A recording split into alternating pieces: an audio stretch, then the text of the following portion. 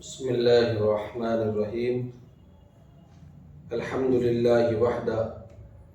والصلاة والسلام علی من لا نبی بعدہ اما بعد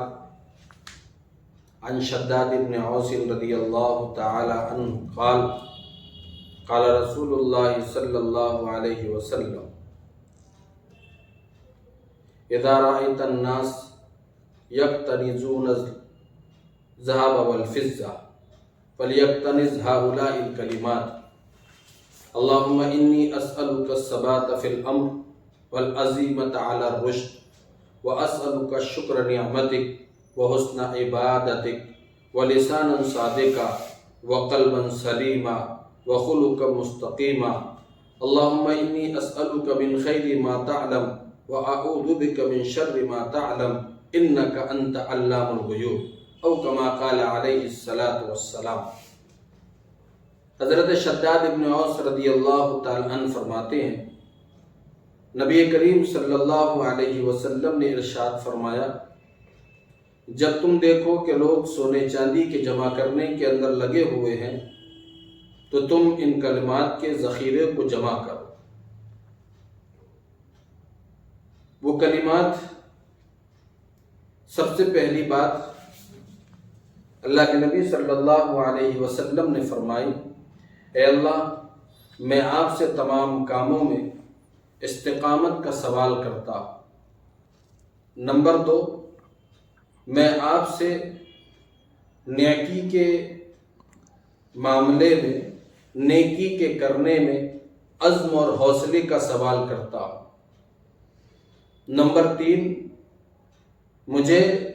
آپ کی نعمتوں پر شکر گردانی کی توفیق عطا فرما دیجیے، اس کا سوال کرتا ہوں۔ نمبر 4، عبادتوں کا حسن عطا فرما دیجیے۔ نمبر 5، سچی زبان عطا فرما دیجیے۔ آج یہ 5ویں بات ہے۔ اللہ کے نبی صلی اللہ علیہ وسلم نے سچی زبان کا سوال کیا ہے اور امت کو سکھلایا اور بتلایا ہے کہ وہ اللہ رب العزت سے سچی زبان کا سوال کرے۔ لسانا صادقہ میں یہ بات تو شامل ہی ہے کہ زبان جھوٹ نہ بولے،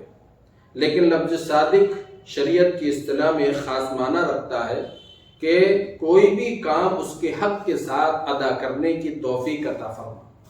یعنی اللہ تعالیٰ نے زبان جن مقاصد کے لیے بنائی ہے ان مقاصد کے ادا کرنے کی اور ان مقاصد میں اپنی زبان کو لگانے کی توفیق عطا فرما۔ دیکھیے، زبان ہی ہوتی ہے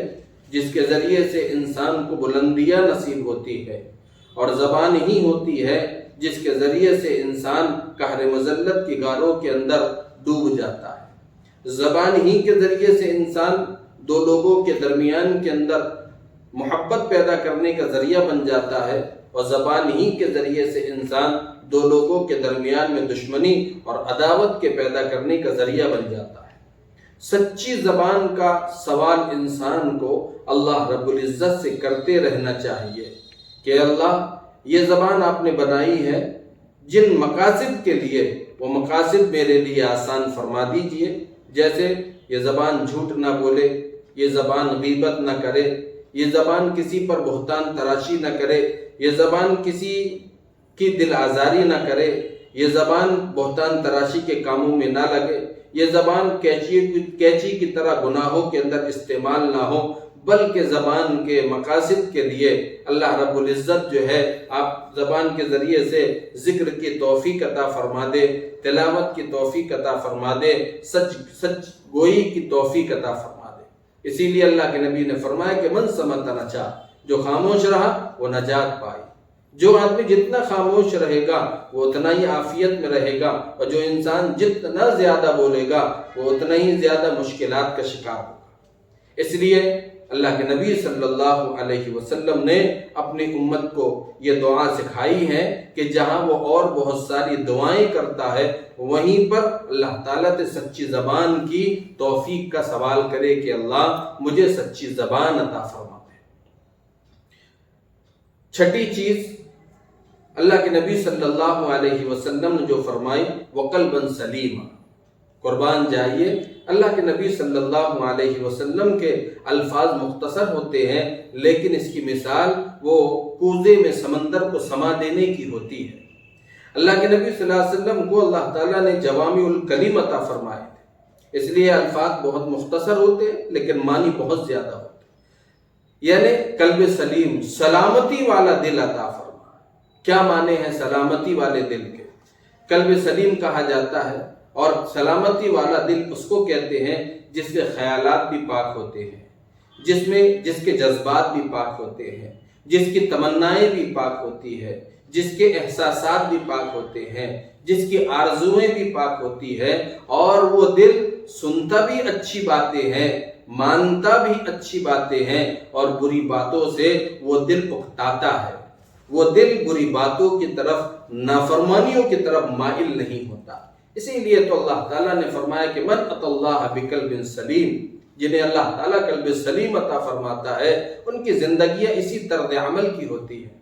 کہ وہ ہر اس اچھائی کو قبول کرتے ہیں جس کو اللہ اس کے رسول نے بیان فرمایا ہے، اور ہر اس کام کو اپنی زندگی سے نکال پھینک دیتے ہیں جس کو نہ اللہ نے قبول کیا، نہ رسول اللہ نے بتلایا، نہ حضرات صحابہ اور تابعین کی زندگیوں کے اندر پایا گیا۔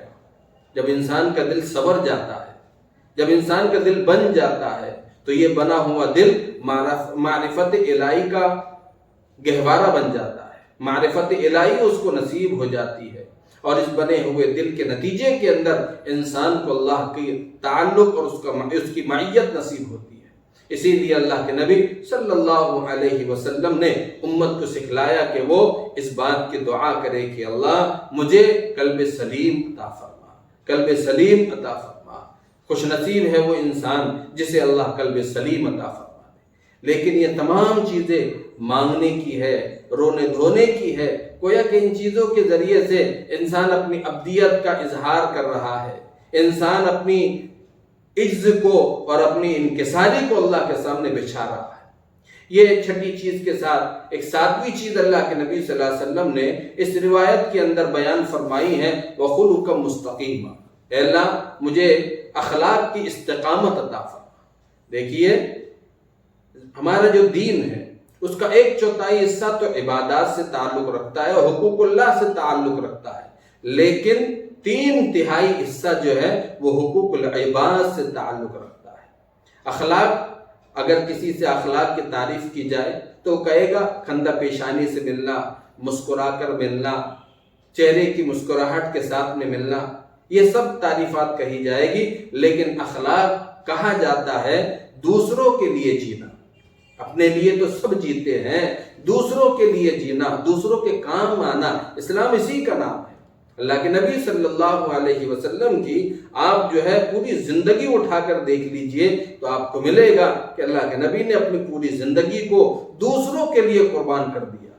ہر چیز قربان کر دی ہے، اور آپ نے اپنے عمل کے ذریعے سے سکھایا ہے کہ انسان اسی کا نام ہے جو دوسروں کے لیے جیے۔ اسی لیے تو اللہ تعالیٰ نے قرآن کریم میں آپ کے بلند اخلاق کو بیان فرمایا، وَإِنَّكَ لَعَلَىٰ خُلُقٍ عَظِيمٍ، ہم نے آپ کو اخلاق کی بلندی عطا فرمائی۔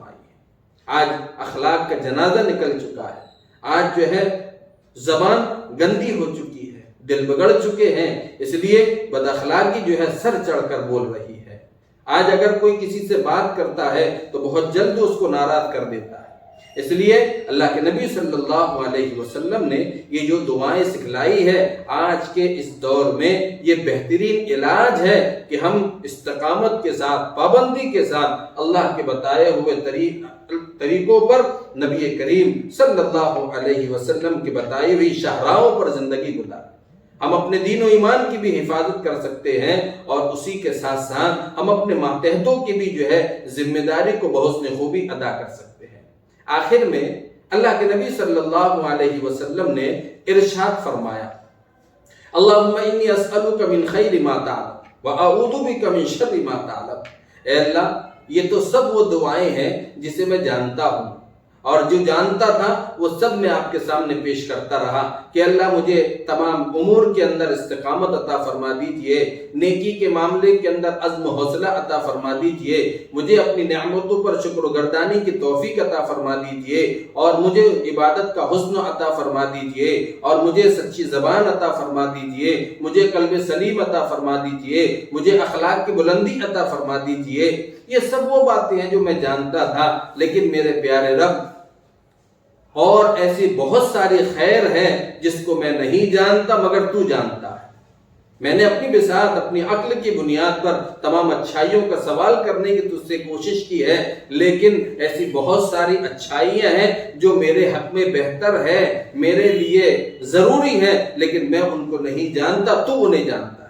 اس لیے میں تجھ سے ان تمام بھلائیوں کا سوال کرتا ہوں جو تو میرے حق میں جانتا ہے، جو مانگا وہ بھی عطا فرما دے، اور جس کو میں نہیں جانتا وہ تمام بھلائیاں بھی عطا فرما دے۔ دوسرا جملہ اللہ کے نبی نے فرمایا، اللہم انی اسألک من شر ما تعلم، اے اللہ میں ان تمام برائیوں سے پناہ چاہتا ہوں جس کو تو جانتا ہے۔ یعنی جتنی برائیاں تھیں اس کو تو میں نے تجھ سے پناہ مانگ لی، لیکن ایسی بہت ساری برائیاں ہیں، ایسے بہت سارے شرور ہیں جس کو میں اپنے بارے میں نہیں جان سکتا کہ یہ میرے لیے اچھا ہے یا برا ہے، لیکن تجھے بہتر معلوم ہے وہ کون سے کام ہیں جو میری ذات اور میرے نفس کے لیے برے ہیں، میری آخرت کو تباہ کرنے والے ہیں، تو انہیں بہتر جانتا ہے۔ یا رب تو ان تمام شرور و فتن سے میری حفاظت فرما۔ قربان جائیے اللہ کے نبی صلی اللہ علیہ وسلم کے ان کلمات پر، اور یاد رکھیں یہ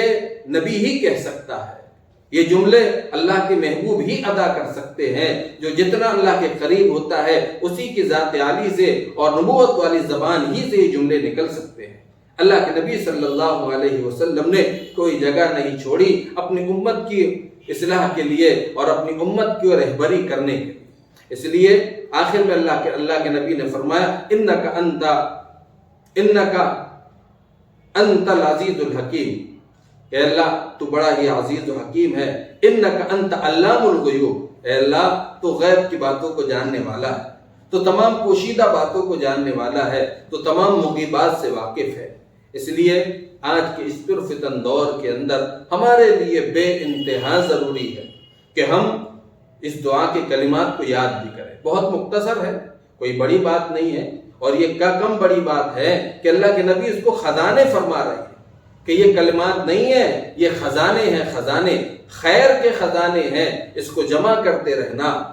جب لوگ سونے چاندی کے ذخائر اور کو جمع کرنے کے اندر لگے رہے، تو یہ کلمات کو ہم سب کو سیکھنا ہے۔ مختصر کلمات ہے، یاد کرنا ہے، ترجمے کو بھی یاد کرنا ہے، اور روزمرہ کے دعاؤں کے اندر اللہ تعالیٰ سے ان کلمات کے ذریعے سے سوال کرنا ہے، تاکہ اللہ تعالیٰ ہمارے دین و ایمان کی حفاظت فرما کر اللہ ہمیں جو ہے نیکی کی راہ کے اوپر ڈال دے، عزم و حوصلہ عطا فرما دے۔ اللہ تعالیٰ ہمیں نبی کریم صلی اللہ علیہ وسلم کی ان کہی ہوئی باتوں کو یاد کرنے اور اس کو کہنے کی اور اس کو دعاؤں کے اندر مانگنے کی توفیق عطا فرمائے۔ وآخر دعوانا ان الحمد للہ رب العالمین۔